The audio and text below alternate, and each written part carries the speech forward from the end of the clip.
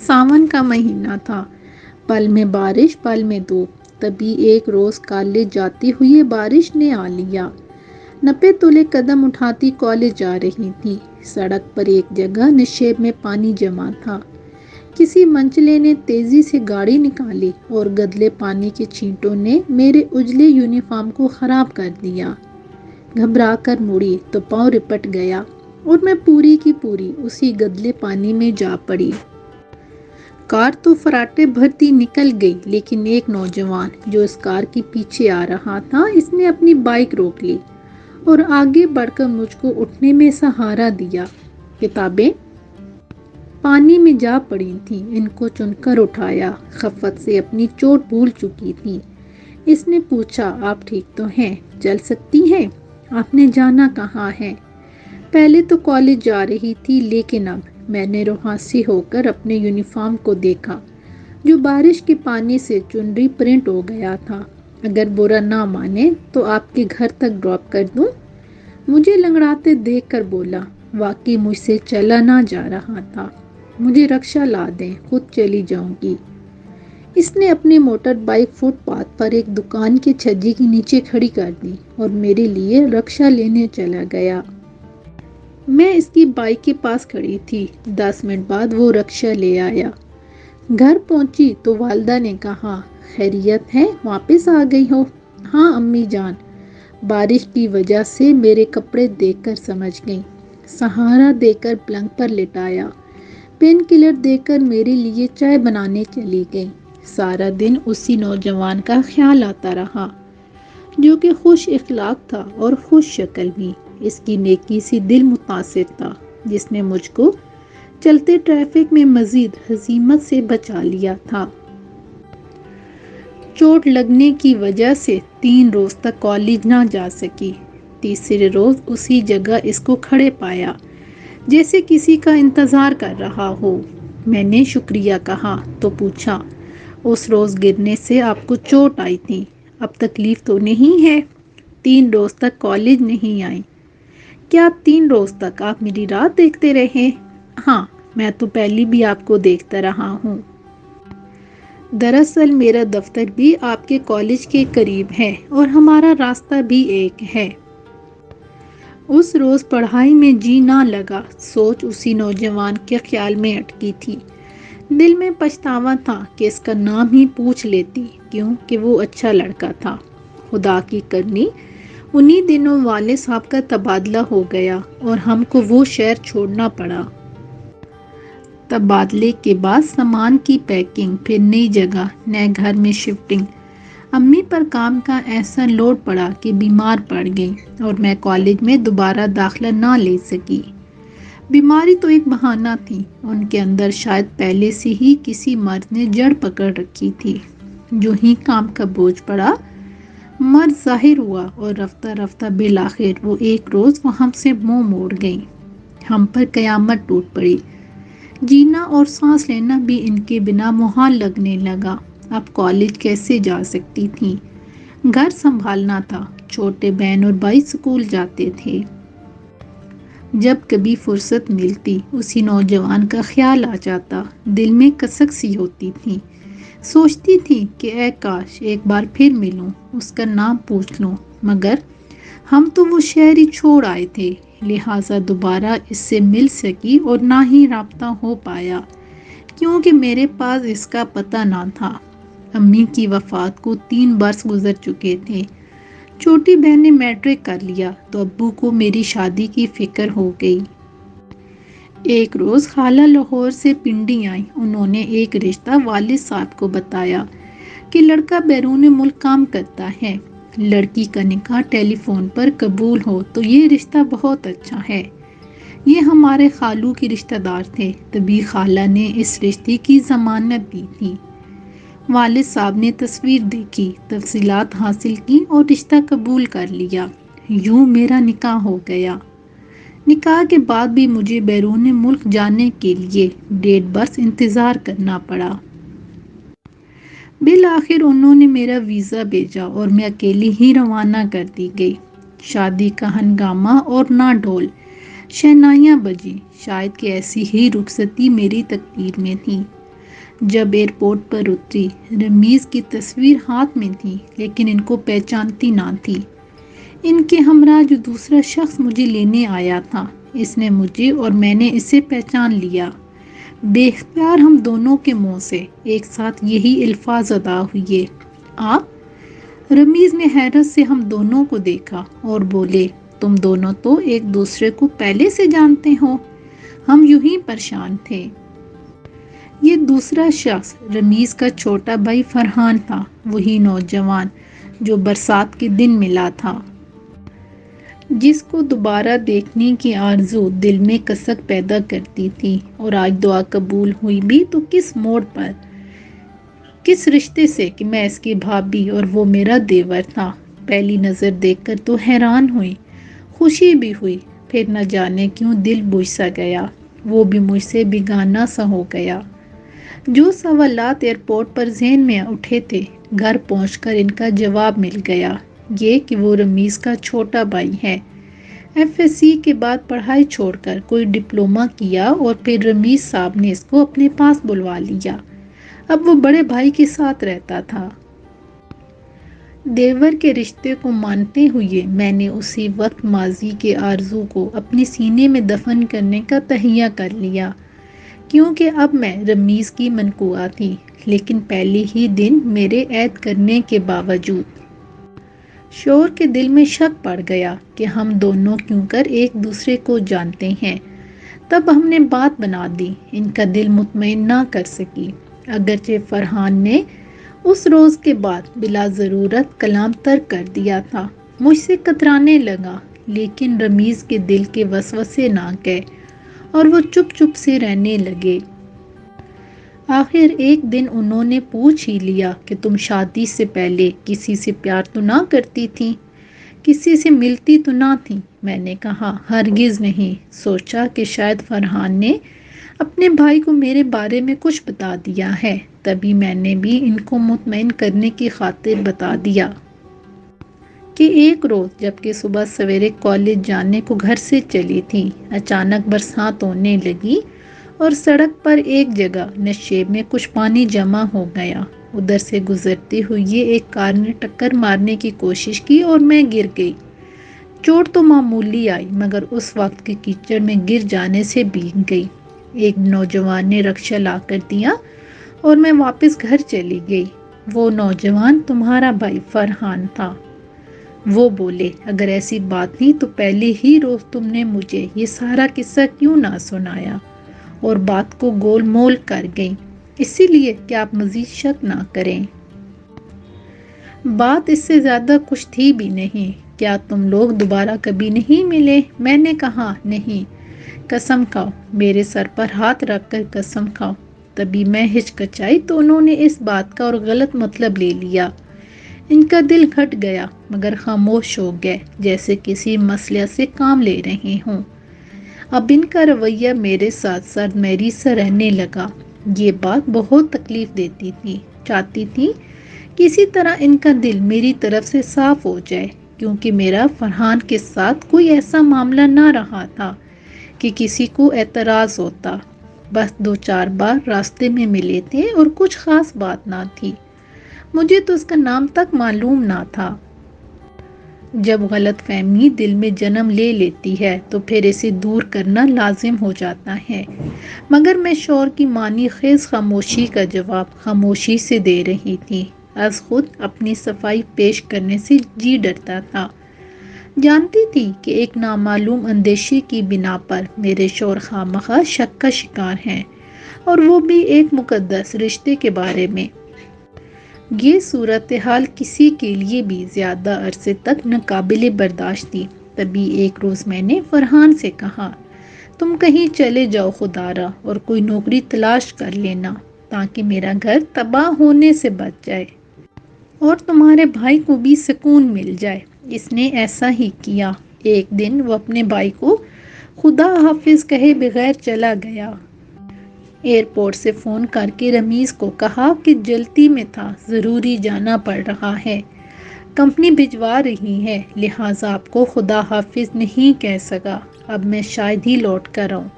جہاں کمپنی چاہے گی تعینات کر دے گی۔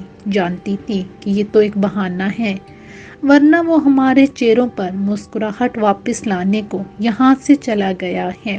اس کے جانے سے تھوڑا سا کھلا سانس لیا، مگر پھر میرے دل پر مردنی چھا گئی، کیونکہ ناحق اسے سزا وار کرنے کا کلک تھا۔ کلک بھی جاتا رہتا اگر فرحان کے چلے جانے سے رمیز کو خوشی اور سکون مل جاتا۔ ایسا نہ ہو سکا اور ان کی خوشی پھر بھی نہ ملی۔ شاید کہ فرحان کے یوں چلے جانے کا انہیں بھی کلک ہوا تھا۔ آخر کار ایک روز انہوں نے مجھ سے پوچھ ہی لیا، سچ بتاؤ، کیا تم شادی سے قبل فرحان سے ملا کرتی تھی؟ کیا تم دونوں کے درمیان محبت کا رشتہ تھا؟ ایسا کچھ نہیں تھا، میں قسم کھاتی ہوں۔ پھر بھی یقین نہیں تو بھی معاف کر دیجئے کہ مجھ سے اب یہ گھٹن برداشت نہیں ہوتی۔ انہوں نے یقین نہ کیا۔ ان کا رویہ میرے ساتھ بیگانہ تر ہوتا چلا گیا۔ تکلیف دہ حد تک خاموشی ہر وقت گھر میں برجمان تھی۔ یہاں تک کہ وہ مجھ سے ہنس کر اور میں ان سے مسکرا کر بات کرنے کو ترسنے لگے، جیسے کوئی شیطانی قوت ہمارے درمیان جدائی کی چادر تانے کھڑی تھی۔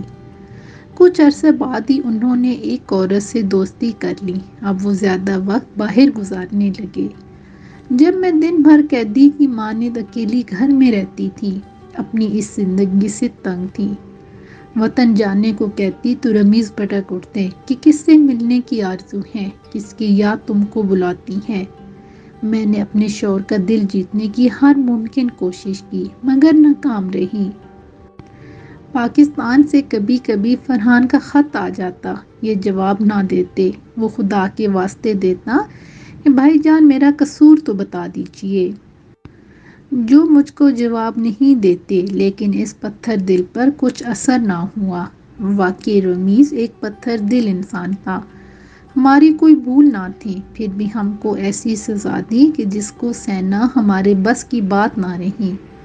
انہوں نے یہ ستم بھی ڈھایا کہ ایک عورت سے دوستی کر لی، اس سے فون پر باتیں کرنے اور ملنے کا وقت مقرر کرتے۔ کوئی خطا نہ کر کے بھی ایسی گناہگار بن گئی تھی کہ ان سب گناہ ثواب اپنی آنکھوں سے دیکھ رہی تھی اور اف تک نہ کر سکتی تھی۔ وطن کو چھوڑے 4 سال بیت گئے تھے، گود ہری ہوئی اور نہ وطن واپس جا سکی۔ اب مجھے ابو اور بہن بھائی کی یاد ستاتی تھی۔ جی چاہتا وہ آ جائیں یا میں ہی اڑ کر ان کے پاس پہنچ جاؤں۔ دن رات دعا کرتی، اے اللہ کوئی معجزہ ہو جائے اور میں پاکستان چلی جاؤں۔ دعا تو قبول ہو گئی، مگر جو وطن جانے کا سبب بنا وہ اچھا نہ تھا۔ ہماری ساس کا انتقال ہو گیا تھا، اب تو جانا ہی تھا۔ رمیز نے فوری چھٹی لی اور ہم پاکستان آ گئے۔ میرے ابو بھی فوتگی پر آئے، ایک روز رہ کر چلے گئے، 15 دن بعد دوبارہ آئے تعزیت کرنے کے بہانے، اور رمیز سے کہا کہ جب سے ہم نے اپنی بیٹی تمہارے ساتھ بیائی ہے، اس کو دوبارہ میکے آنا نصیب نہیں ہوا۔ آج اسے لے جانا چاہتا ہوں تاکہ چند روز میرے پاس بھی رہ لے، بہن اور بھائی سے بھی مل لے۔ امی کا 40واں ابھی نہیں ہوا ہے اور یہ گھر سے جا رہی ہے، ہمارے رشتہ دار کیا کہیں گے کہ بہو آتے ہی میکے چلی گئی۔ آپ اس کو 40ویں تک یہیں رہنے دیجئے، میں خود بعد میں آپ کے گھر آ جاؤں گا کنزہ کو ساتھ لے کر۔ ابو داماد کا یہ عذر سن کر خاموش ہو گئے۔ 40واں گزرا تو چھٹی میں 1 ہفتہ رہ گیا، رمیز کو واپس جانا تھا۔ ابو نے فون کیا، تمہاری چھٹی ختم ہو رہی ہے، کنزہ کو ہمیں ملوانے کب لاؤ گے؟ مارے باندھے یہ مجھے لاہور سے پنڈی ابو کے گھر لے آئے، لیکن 1 روز کے لیے۔ کہا کہ بہن بھائی سے مل لو پھر واپس چلتے ہیں۔ یہ سن کر میں رو پڑی۔ ابو نے مجھے از حد افسردہ پا کر رمیز سے اصرار کیا کہ ابھی اسے رہنے دو، 2-4 روز بعد میں خود چھوڑ جاؤں گا۔ رمیز مجبور سے ہو گئے ابو کے تیور کڑے دیکھ کر، لیکن جاتے ہوئے تنہائی میں بولے، دیکھو یہ معاملہ الجھ جائے گا اگر ابھی تم میرے ساتھ نہ چلی۔ جان لو کہ میں پھر کبھی تم کو لینے نہیں آؤں گا، اس خیال سے کہ یہ نہ بھی جائے۔ ابو مجھے سسرال پہنچا دیں گے۔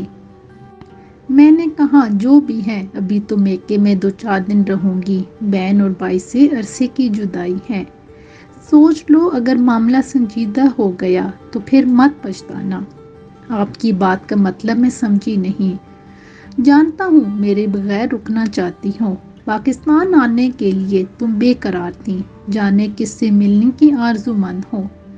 انہوں نے فرحان کا نام نہ لیا، مگر میری سمجھ میں پھر بھی نہ آیا، جبکہ فرحان اپنی والدہ کی وفات پر بھی اپنے گھر لاہور نہیں آیا، تو پھر یہ کس کی بات شک و شبے کا اظہار کر رہے ہیں۔ رمیز نے ان 5 برسوں میں مجھے اس قدر اذیت دی تھی کہ بے اختیار منہ سے نکلا، جو ہونا ہے ہو جائے، مجھے پرواہ نہیں ہے، اب مزید ذہنی اذیت برداشت نہیں ہوتی۔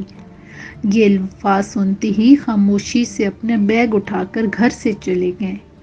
اگلے روز انہوں نے دیار غیر واپسی کے لیے پر تولے اور پھر بغیر اطلاع کیے وطن سے روانہ ہو گئے، جیسے کہ مجھ کو چھوڑنے کا بہانہ ڈھونڈ رہے تھے۔ 4 دن بعد میں نے ابو سے کہا مجھے گھر چھوڑنے چلیے۔ وہ بولے ارے بھائی 1 ہفتہ پورا تو رہو، میں رمیز سے بات کر لیتا ہوں۔ ابو نے فون ملایا، ہمارے سسر صاحب نے اٹھایا اور بتایا کہ رمیز واپس چلا گیا ہے۔ یہ سن کر والد صاحب پریشان ہو گئے، مجھ سے سوال کیا آخر اس نے ایسا کیوں کیا؟ کیا کوئی خاص مسئلہ تھا تم دونوں کے درمیان؟ کوئی بدمزگی چل رہی تھی؟ میں کیا بتاتی ابو، کچھ بھی ایسی بات نہیں تھی، شاید ان کو اپنی جاب کی وجہ سے جلد جانا پڑ گیا ہوگا۔ والد صاحب جہاں دیدہ تھے، رمیز کا رویہ، میرا خوف زدہ چہرہ اور میری گرتی صحت اس بات کا پتہ دے رہی تھی کہ کوئی سنگین بات ہے جو میں ان سے چھپا رہی ہوں۔ دیکھو بیٹی، مجھ سے کچھ مت چھپاؤ اور ہر بات سچ سچ بتا دو، اسی میں تمہاری بہتری ہے۔ ابو کو میں نے بتا دیا کہ رمیز شکی مزاج ہیں اور وہ مجھ پر شک و شبہ رکھتے ہیں، حالانکہ ایسی کوئی بات نہیں ہے۔ والد نے زیادہ کریدہ مناسب نہ سمجھا، وہ مجھ کو مزید پریشان کرنا نہیں چاہتے تھے۔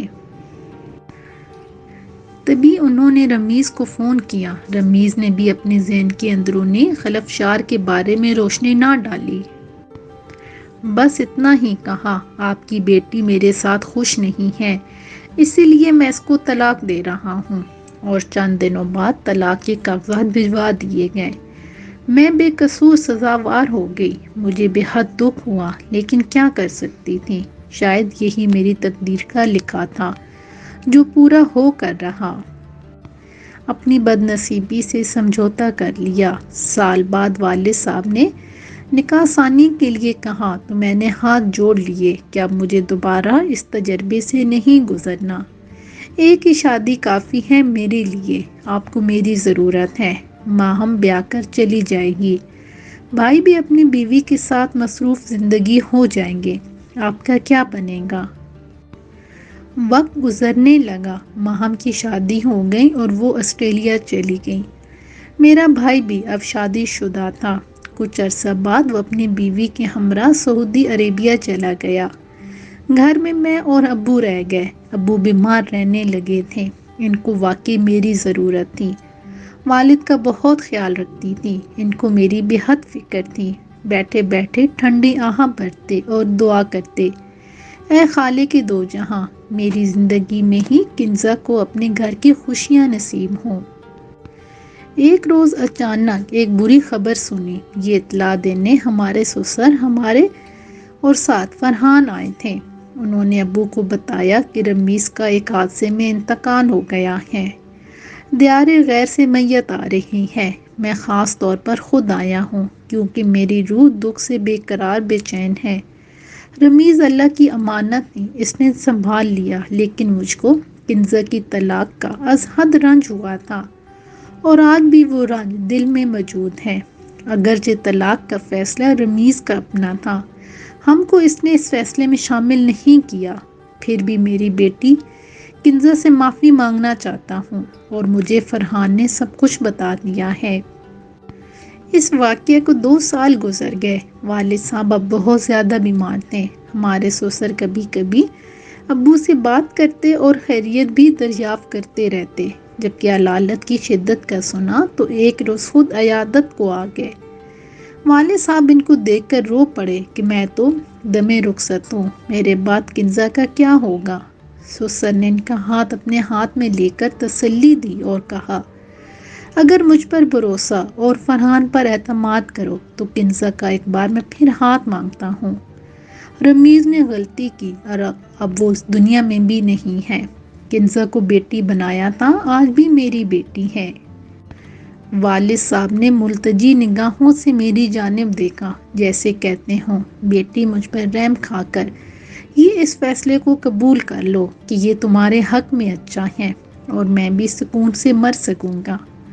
سسر نے بھی مجھ سے استدعا کر دی کہ بیٹی اب تو فیصلہ تمہارے اپنے اختیار میں ہے، یہ تمہارے حق میں بہتر ہے۔ فرحان نے ابھی تک شادی نہیں کی ہے، تم ایک بار پھر ہمارے گھر کی رونق بن سکتی ہو۔ کہا گیا ہے کہ باپ کی دعا قبول ہوتی ہے، اور اس شخص کی بھی جو زندگی کی آخری سانسیں لے رہا ہو۔ اپنے والد کی حالت دیکھتے ہوئے مجھے انکار کی جرأت نہ ہوئی۔ فرحان سے سر جھکائے بیٹھا تھا اور پھر میں نے بھی اپنے دونوں بزرگوں کی التجا پر سر جھکا لیا۔ شاید کہ میری شادی فرحان سے لکھی تھی کہ اتنے گھٹن مراحل سے گزر کر بھی میں ان کی شریک حیات بن گئی۔ اسی گھر میں دوبارہ بہو کی حیثیت سے داخل ہو گئی، جہاں پہلے ایک بار دلہن بن کر گئی تھی۔ میرے فرحان سے نکاح کے چوتھے روز ابا جان کا انتقال ہو گیا۔ ان کے چہرے پر ایسا سکون تھا جیسے ان لوگوں کے چہرے پر ہوتا ہے جن کی دعا زندگی کی آخری سانسیں لینے سے پہلے قبول ہو جاتی ہے۔